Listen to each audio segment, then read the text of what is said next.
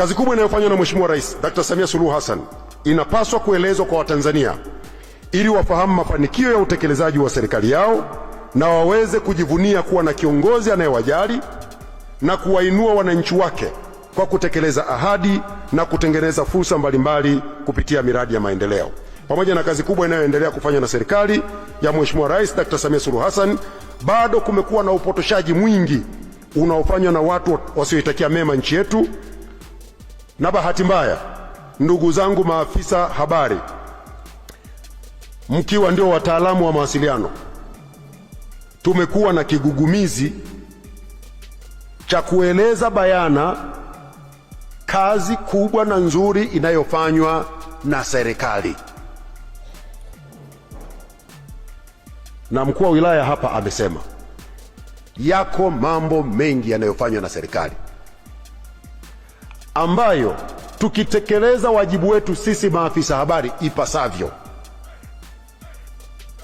tutaondoa changamoto ya wananchi kusubiri aende waziri mkuu ndio waende wakaanze kulalamika. Afisa habari, ukiwa unasubiri ziara ya mkuu wa wilaya, ziara ya katibu mkuu, ziara ya mkuu wa mkoa, ziara ya waziri, umeacha shughuli zako zingine, ndio tunatengeneza jamii isiyokuwa na taarifa juu ya kazi zinazofanywa na serikali. Matokeo yake, Hadija yuko hapa, sehemu kubwa ya watu wanaolalamika kwa Mheshimiwa Waziri Mkuu ni kwa sababu wengi hawana taarifa juu ya masuala mbalimbali yanayofanywa na serikali, na kwa sababu hawana taarifa, tuko baadhi yetu serikalini hatutekelezi wajibu wetu, kwa sababu watu hawajui kwamba tunawajibika kushughulikia kero zao. Tunaotakiwa kuvunja huo mzizi wa watu kutokuwa na taarifa ni sisi maafisa habari, baada ya vitengo vyetu kuwekwa na serikali kwa jukumu hilo. Kazi yetu sisi sio kufanya viongozi wauze sura kwenye vyombo vya habari na mitandao ya kijamii, na naposema viongozi ni pamoja na mimi. Kazi yetu sisi ni kuwapa wananchi taarifa juu ya kazi ya serikali. Watu hawana shida ya kuangalia sura ya Msigwa, wana shida ya kujua barabara ya Njombe Songea inatengenezwa lini. Mnanielewa?